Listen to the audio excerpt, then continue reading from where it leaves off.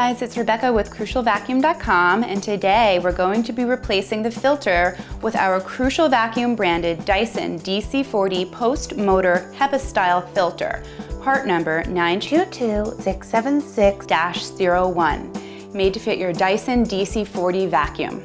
Remember, filters should be replaced every 3 to 6 months depending on use. Always unplug your vacuum before changing any parts. To access your post-motor filter, turn your vacuum on its side, locate the purple circle on the ball case. Turn counterclockwise to loosen the case. Pull up to remove the casing. To remove the filter, grasp it like so and turn gently counterclockwise and lift up. Grab your Crucial Vacuum branded replacement filter. Find the tabs on the interior ring of the filter. Align the tabs with the tab slots, press down, and turn gently clockwise until it's secure.